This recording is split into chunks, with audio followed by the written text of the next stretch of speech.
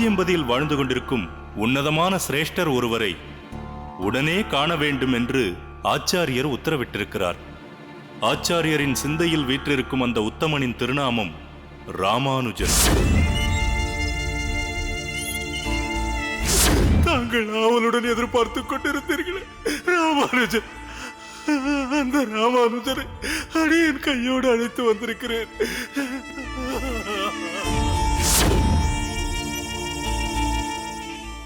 ரங்கா, அரங்கநாதா,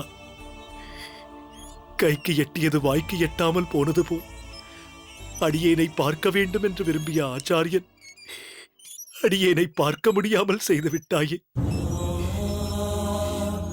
இது என்ன குரூரமான விளையாட்டு! இப்படிப்பட்ட லீலைகளையும் நீ புரிவாயா?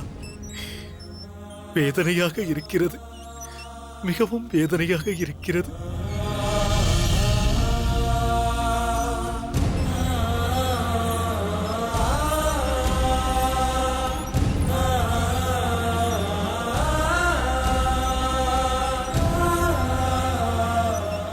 சுவாமி, வந்ததிலிருந்து இங்கேயே அமர்ந்து கொண்டிருக்கிறீர்கள். நான் எது கேட்டாலும் பதில் சொல்லவில்லை. நீங்கள் செய்வது உங்களுக்கே நியாயமாக தோன்றுகிறதா? காஞ்சியம்பதியிலிருந்து ஸ்ரீரங்கம் வரை சென்றிருக்கிறீர்கள். என்னிடம் ஒரு வார்த்தை கூட தெரிவிக்கவில்லை. நான் தன்னந்தனியாக இருப்பேன் என்ற பிரஜை கூடவா இல்லை உங்களுக்கு?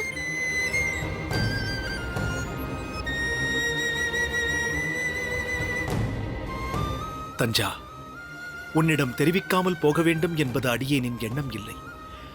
அப்பொழுதைய சூழ்நிலை அப்படி இருந்தது.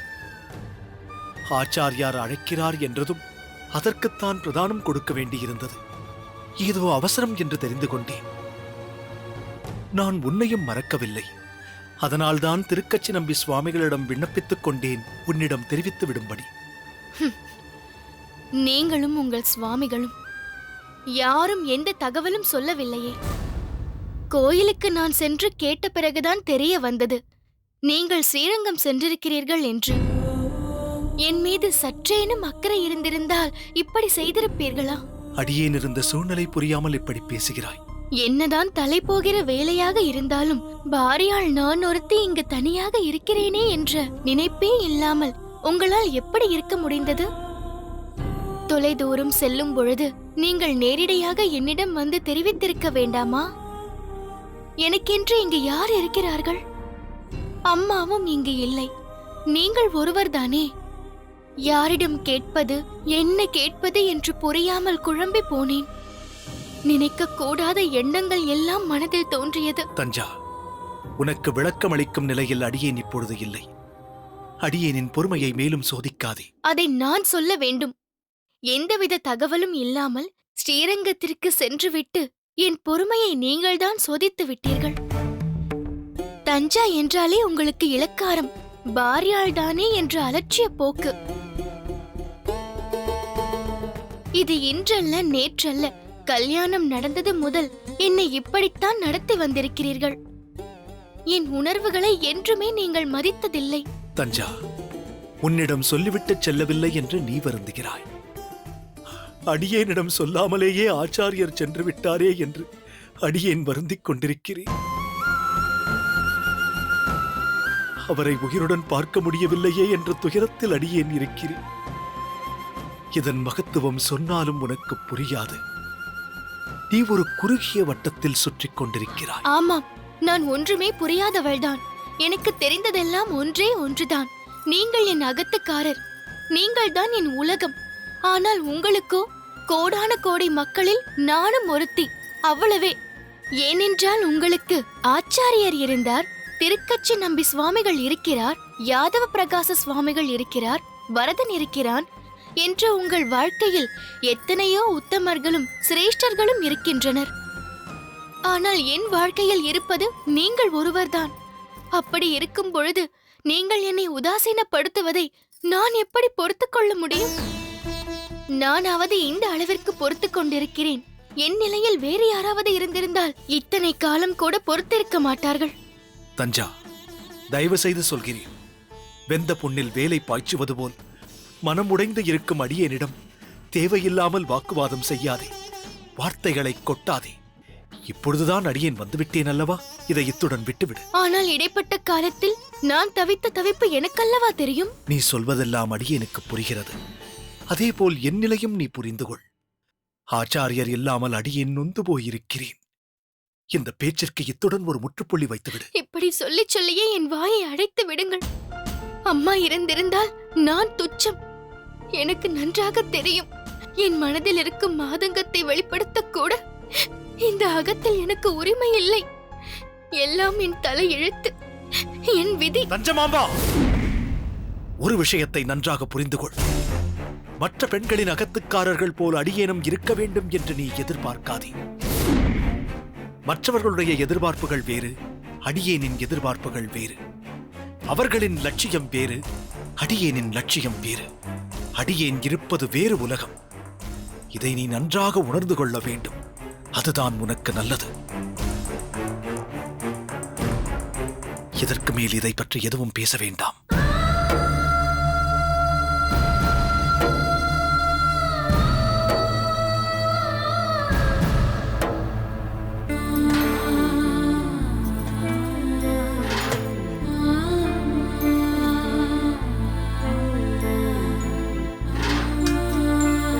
தஞ்சா, சுவாமி, தளிகை ஆகிவிட்டதா? ஆகிவிட்டது. அப்படியென்றால் நான் சென்று திருக்கச்சிநம்பி சுவாமிகளை அழைத்து வரலாம் இல்லையா? வரலாம். தஞ்சா, என்னவாயிற்று உனக்கு? ஏதோ பட்டும் படாமல் பதிலுரைப்பது போல் பேசுகிறாய். மலர்ந்த முகத்தோடு தாராளமாக திருக்கச்சிநம்பி சுவாமிகளை அழைத்து வாருங்கள் என்று சொல்லக்கூடாதா? ஏன் இப்படி விருப்பமில்லாமல் சொல்கிறாய்? விருப்பம் இல்லாமல் தான் காலையிலிருந்து இவ்வளவு பணிகளை செய்திருக்கிறேனா? சரி சரி, உன்னோடு வாக்குவாதம் செய்ய இது நேரமில்லை. எல்லாவற்றையும் தாராளமாக செய்து வைத்திருக்கிறாய் அல்லவா? தாராளமாகத்தான் செய்துள்ளேன். நல்லது. நான் சென்று நம்பி சுவாமிகளை அழைத்து வருகிறேன்.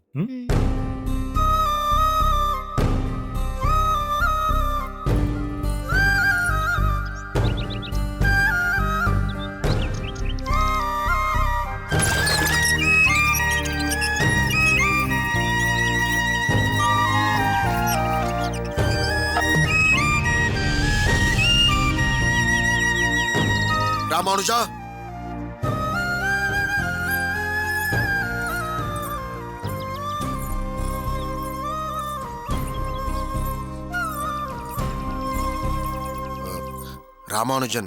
ராமானுஜன் அகத்தில் இல்லையா? இப்பொழுதுதான் உங்களை தேடிக்கொண்டு போனார். உட்காருங்கள், வந்து விடுவார். இருக்கட்டும். சில முக்கியமான பணிகளை கோயிலில் அப்படியே விட்டுவிட்டு வந்திருக்கிறேன். அவசரமாக செல்ல வேண்டும். தலிகை ஆகிவிட்டதென்றால் ஸ்வீகரித்துவிட்டு அடியேன் உடனே கிளம்புகிறேன். சரி, சற்று பொறுங்கள். திண்ணையில் உட்காருங்கள், நான் எடுத்து வருகிறேன்.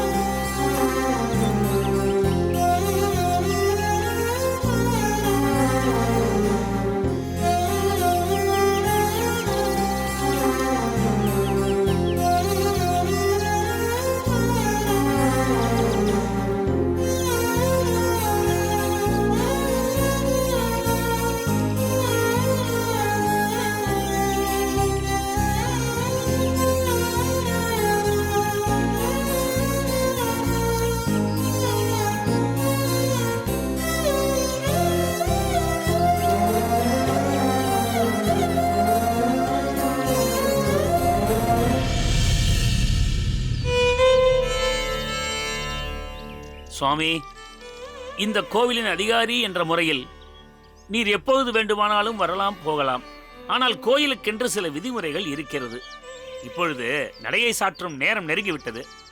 நீர் இங்கேயே இரும், நான் வந்து விடுகிறேன். பட்டரே, ஆ? சற்று பொறும். இப்பொழுது நான் தரிசனத்திற்கு வந்திருக்கிறேன் என்று யார் சொன்னது? நீரே ஏதாவது யூகித்துக் கொண்டு பேசாதீர்கள். கோயில் விதிமுறைகள் பற்றி எனக்கும் தெரியும். அதை நான் என்றும் மீறமாட்டேன். நான் வந்ததே உங்களை தரிசிப்பதற்காகத்தான். என்ன விஷயமாக என்னை காண வந்தீர்கள் என்று தெரிந்து கொள்ளலாமா? அடுத்த வாரம் பிரம்மோற்சவம் வருகிறதல்லவா? அதற்கு மன்னர் வர இருக்கிறாராம். ம். சகலவிதமான ஏற்பாடுகளையும் நான் தான் கவனித்துக் கொள்ள வேண்டும் என்று உத்தரவு. ஓ, அதுதான் உங்களையும் பார்த்து அதற்குண்டான ஏற்பாடுகளை பற்றி பேசலாம் என்று வந்தேன். என்ன, ராமானுஜனும் நடை சாத்தும் வேளையில் வந்திருக்கிறான்? வந்தனம். வந்தனம். வந்தனம். எப்படி இருக்கிறாய் ராமானுஜா? எல்லாம் பகவத் கிருபை. நீ யாரை பார்க்க வந்தாய்? பட்டரை பார்க்க வந்தாயா அல்லது என்னை பார்க்க வந்தாயா? அடியேன் பார்க்க வந்தது திருக்கச்சி நம்பி சுவாமிகளை. மடத்திற்கு சென்று பார்த்தேன், அங்கு அவர் இல்லை. கவரி வீசும் இடத்திலும் அவர் இல்லை. இங்கெங்காவது இருக்கிறாரா என்று பார்க்கலாம் என்றுதான் வந்தேன். சுவாமி, அவர் உங்கள் அகத்திற்கல்லவா சென்றிருக்கிறார்? என் அகத்திற்கு சென்று விட்டாரா? ஆமாம், இன்று ஏதோ நீங்கள் அவரை போஜனத்திற்கு அழைத்திருக்கிறீர்கள் என்று சொல்லிக் கொண்டிருந்தார். ஓ, அவர் புறப்பட்டு சென்று விட்டாரா? அடியேன் வடக்கு மாட வீதி வழியாகத்தானே வந்தேன். நீங்கள் வடக்கு மாட வீதி வழியாக வந்தீர்கள், ஆனால் அவரோ தெற்கு மாட வீதி வழியாக சென்றிருக்கிறார். நீங்கள் இந்த வழியாக வந்திருக்கிறீர்கள், அவர் அந்த வழியாக சென்று விட்டார். அதுதான் ஒருவருக்கொருவர் சந்திக்க முடியாமல் தவற விட்டிருக்கிறீர்கள். அதுவும் இந்த கோயில் பிரகாரத்தை இந்த பக்கத்திலிருந்து அந்த பக்கம் செல்வதற்குள் காஞ்சியம்பதியையே ஒரு சுற்று சுற்றி விட்டு வந்து விடலாம். அவ்வளவு விசாலமானது. நீங்கள் அகத்திலேயே இருந்திருக்கலாமே, எதற்காக அவசரப்பட்டு அவரை இங்கு தேடி வந்தீர்கள்? இல்லை சுவாமி, அடியேனிடம் வருகிறேன் என்று சொல்லியிருந்தார். ஆனால் திடீரென மனம் மாறி ஒருவேளை முடிவை மாற்றிக்கொண்டால் என்ன செய்வது? அதுதான் அடியேனே வந்து அவரை அழைத்துச் செல்லலாம் என்று எண்ணினேன். திருக்கச்சி நம்பி சுவாமிகள் எந்த ஒரு விஷயத்தையும் எளிதில் ஏற்றுக்கொள்ள மாட்டார். அப்படி ஏற்றுக்கொண்டால் அதை பூர்த்தி செய்யாமல் இருக்க மாட்டார். இந்நேரம் அவர் உங்கள் அகத்தை சென்றடைந்திருப்பார். அவசியம் உங்கள் அகத்தில் போஜனம் செய்வார். இருக்கட்டும், இலையை நான் எடுத்துக்கொள்கிறேன். தளிகை மிகவும் நன்றாக இருந்தது. ம்.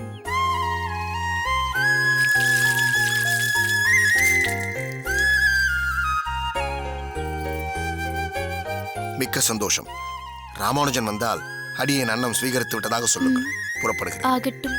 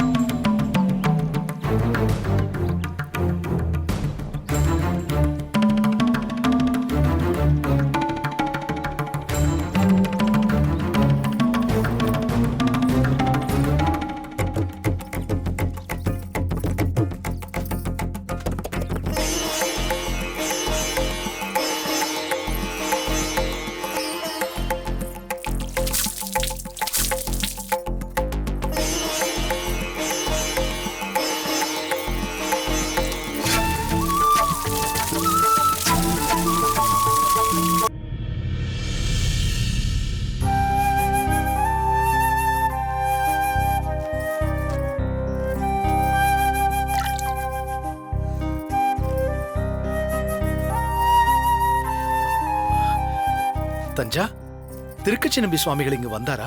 ஓ, வந்தாரே. நீங்கள் சென்று சில நொடிகளிலேயே இங்கு வந்து விட்டார். அப்படியா? எங்கே சுவாமிகள்? புழக்கடை பக்கம் சென்றிருக்கிறாரோ?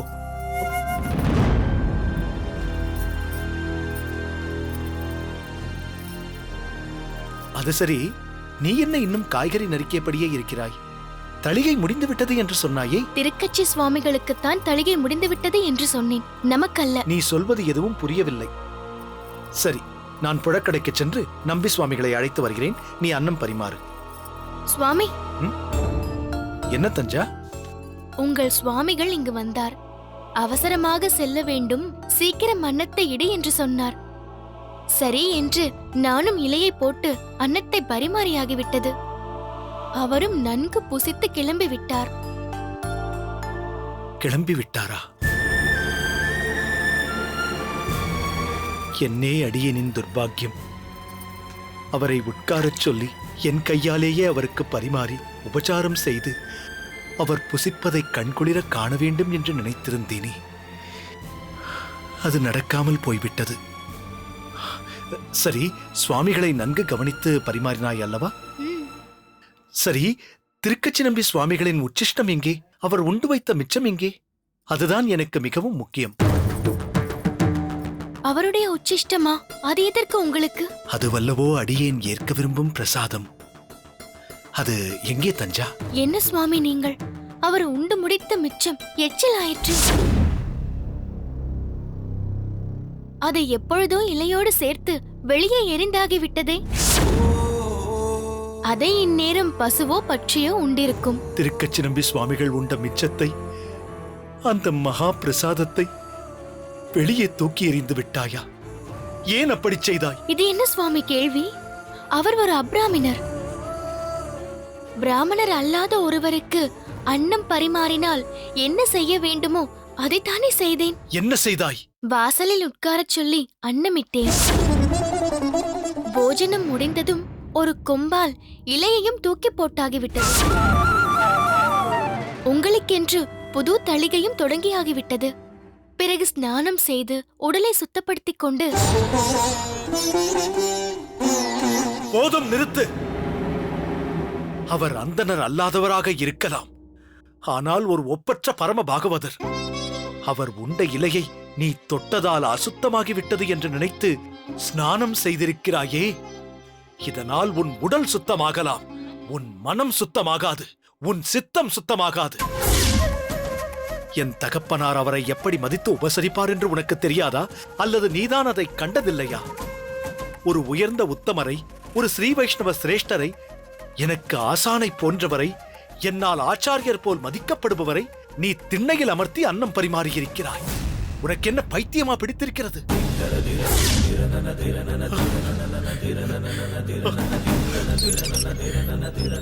ஐயோ, என்னைப் போல் அபாக்கியவான் உண்டோ? திருக்கச்சி நம்பிகள் உண்ட சேஷத்தை உண்ணலாம் என்ற ஆவலோடு எண்ணி காத்திருந்தேனே. என் எண்ணத்தில் மண்ணை வாரி தூற்றியது போல் படு பாதகமான செயலை செய்திருக்கிறாயே. நம் சாஸ்திரம் என்னவோ, நம் சம்பிரதாயம் என்னவோ, அது போதிக்கும் ஆச்சாரம் என்னவோ அதைத்தானே நான் செய்திருக்கிறேன். இதில் என்ன தவறு இருக்கிறது? தவறுதான். நீ செய்தது மாபெரும் தவறுதான். சுத்தம் விஷ்ணுபத தியானம், சுத்தம் ஏகாதசி விரதம், சுத்தம் பாகீரதி ஜலம் என்று சொல்லி சுத்தம் பாகவதோத்யானம் என்று கொண்டாடி இருக்கிறது. அதன்படி ஒரு சிறந்த பாகவதோத்தமரின் உச்சிஷ்டம் கிடைக்கப் பெறாது பாவியாக என்னை ஆக்கிவிட்டாயே. கைப்பிடித்த பர்த்தாவின் உள்ள குறிப்பை உணராமல் ஆச்சாரத்தை மட்டும் நீ உணர்ந்து என்ன பயன்? நீ செய்த காரியத்தால் என் உடல் முழுவதும் பற்றி எறிவது போல் இருக்கிறதே. இந்நிலையில் உன் பொருந்தாத ஆச்சாரத்தை என்னவென்று கொண்டாடுவது? என்னை யாருமே கொண்டாட வேண்டாம். எப்போதுமே நான் மூன்றாம் பட்சம்தான் என்பதை தாங்களே பலமுறை சுட்டிக்காட்டிவிட்டீர்கள். எதிலும் குறையாகவே என்னை பார்ப்பதால் அனைத்தும் உங்களுக்கு குறையாகவே தெரிகிறது. நான் கொடுத்து வைத்தது அவ்வளவுதான். இன்னும் சற்று நேரத்தில் தளிகை தயாராகிவிடும். தாங்கள் போஜனம் செய்யலாம். தேவையில்லை. நீ செய்த மாபாதக செயலுக்கு தண்டனை நான் இன்று உண்ணாமல் இருப்பதுதான். அன்று ஓர் ஏழை வைணவருக்கு அன்னம் இல்லை என்றாய். இன்று திருக்கச்சி நம்பி சுவாமிகளை வேண்டுமென்றே அவமதித்திருக்கிறாய். நான் அப்படியெல்லாம் செய்யவில்லையே. இல்லை, நீ மறுத்தாலும் அதுதான் உண்மை. ஹே வரதா, இது என்ன சோதனை? அடியேனின் விருப்பம் நிறைவேறக்கூடாது என்பதுதான் உன் திருவுள்ளமா? இனி மற்றொரு முறை திருக்கச்சி நம்பிகளை எங்கனம் அகத்திற்கு அழைப்பேன். சிறந்த உபசரிப்பை அளிக்காத அபராதியாகிவிட்டேனே. நான் போகிறேன், உடனே போகிறேன். திருக்கச்சி நம்பி சுவாமிகளின் பொற்பாதத்தில் விழுந்து நடந்த அபச்சாரத்திற்கு மன்னிப்பு யாசிக்கிறேன்.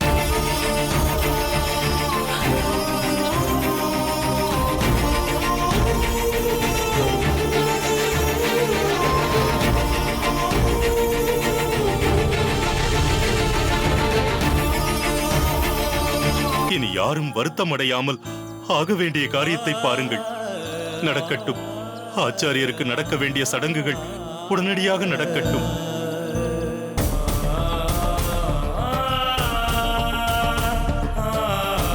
ஒரு ஆடல் அரசியை, தனது கலையை தெய்வமாக கருதும் ஒரு நாட்டிய தாரகையை என்னையும் அறியாமல் அடிக்க கையை ஓங்கினேனே, அது எவ்வளவு பெரிய அநாகரிகமான செயல் என்று மிகவும் மனம் வருந்தி வேதனைப்பட்டார்.